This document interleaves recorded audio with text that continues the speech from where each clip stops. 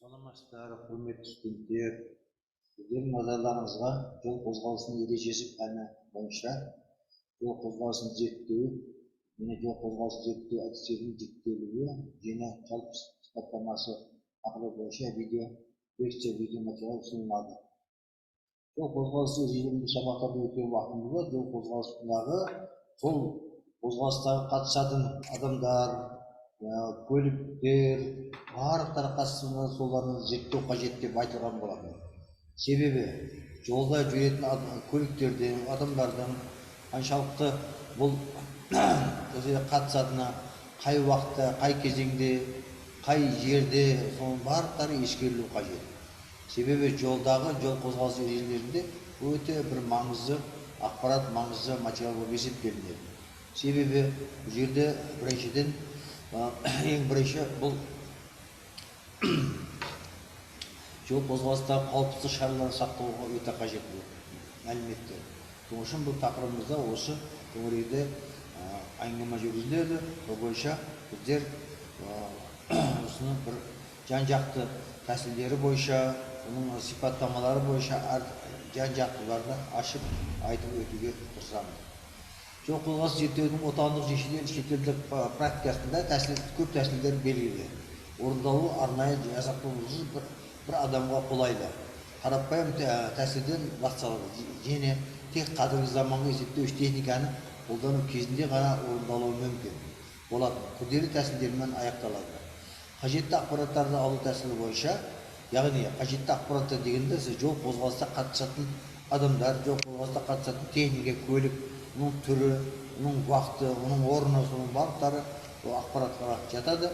Тәсіл бойынша жол қозғалысы сипаттамалары мен жағдайларын зерттеу әдістерін үш негізгі топқа бөлуге болады.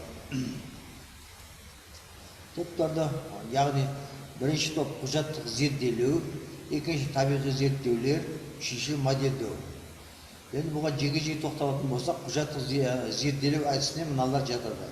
Яғни тасымалдар туралы жоспарлық және есептік деректерді талдау. Яғни тасымалдау дегенде бұл жерде адамдар тасымалдау дегенде жүкті, басқа әртүрлі ауыл шаруашылық тауарларын тасымалдау, соның барлықтары осы жерге жатады. Яғни солар туралы деректерді талдау керек, деректерді жинақтау керек. Сауалнамалық тексеру жүргізіледі. Ол қатысатын адамдар бойынша және статикалық деректерді талдау жүргізіледі.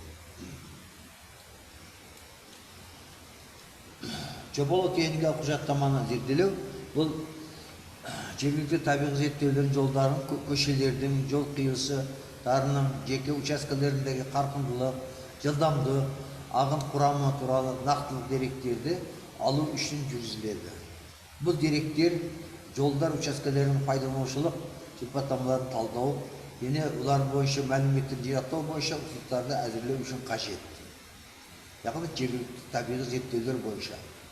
Қарқындылық бойынша деректер әрбір 10-15 минутта және 1 сағатқа дейін белгіленеді. Бұл 10-15 минут дегенде сол 10-15 минут уақытында немесе 1 сағатқа дейін сонда қалай бұл жүргізіледі, қалай өтеді. Сонда жол қозғалысы ережелері қатысатын оның техникалар, оның түрлері, оның бағыты, оның адамдар, солардың пешеғалар, жаяу жүргізушілер, соның барлықтары ескерілуі қажет bo'lеді. Зоналық табиғи зерттеулерді белгілі аймақтағы жолдар мен көшелердегі қарқындылықтың, кеңістіктің және уақыттық сипаттамаларына ағын жылдамдығы, құрамы алу үшін жүргізеді. Яғни зона бойынша, яғни зона дегенде бізде көпірақ солтүстік, оңтүстік, батыс, шығыс деген сол зоналарға әрқайсы зонаның өзінің ерекшелігі бар. Сол зоналардың ерекшелігін зерттеу уақытында ескеру қажет. Аймақтық табиғи зерттеулер аудандағы, қаладағы, облыстағы және басқа кірістік және шығыстық көлік және жаяу жүргізушілер ағындарының қосынды мәндерін алу үшін жүзеге асырылады. Бұл зерттеулер қаланың жеке аудандарының жүктермен және жолаушылармен бағалау үшін қызмет атқарады. көшелер мен жолдардағы көлік ағындарының сипаттамаларын табиғи зерттеу бойынша жүргізіледі.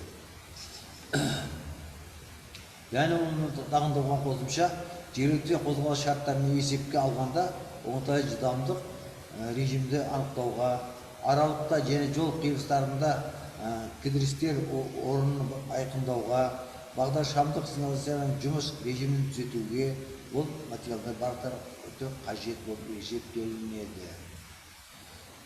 Маршруттың жеке учаскаларындағы жылдамдықтардың жоғарғы және төменгі шектеуін енгізуге, яғни қалада 60, қаланың сырт жерінде 110 деген сондай белгі бар.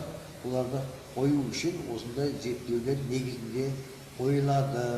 Жылдамдыққа шектеу соған бойынша қойылады. Басып озуға тыйым салу аймағын анықтауға, яғни көліктер бір-бірінен басып озуға, көлік ағынның сипаттамаларын оңтайландыратын қажетті жол белгілерін анықтауға қажет. Жылдамдықтың режимінің бұзылуымен байланысты орындарын айқындауға мүмкіндік береді. Қозғалысты модельдеу қозғалысы үшінші түрі процесін физикалық немесе математикалық әдістермен, яғни есептеуіш техниканың көмегімен жасанды жүргізуден тұрады. Соңғы бізде бір барлықтарында осы зерттеу уақытында ескеру қажет болған бір сондай бір ортақ сондай принцип бар. Оны атап өту қажет, оны ескеруіміз қажет. Алайда барлық жағдайларда зерттеулерді дайындау мен жүргізу кезіндегі кейбір ортақ принциптерді ұстану керек. Бірінші кезең зерттеу бағдарламалары мен әдістемесі жобасын әзірлеу. Яғни зерттеу жүргізудің алдын оған бағдарлама мен әдістеме жобасы, қандай әдістеме бойынша жүргізіледі жоба бұл. Екінші, қандай бағдарлама жасау керек, барлықтар қағазда, сол барлықтар оның мақсаты, негізгі атқаратын жұмыстары, алатын қорытынды материалдар, сол барлықтар ескерілуі қажет.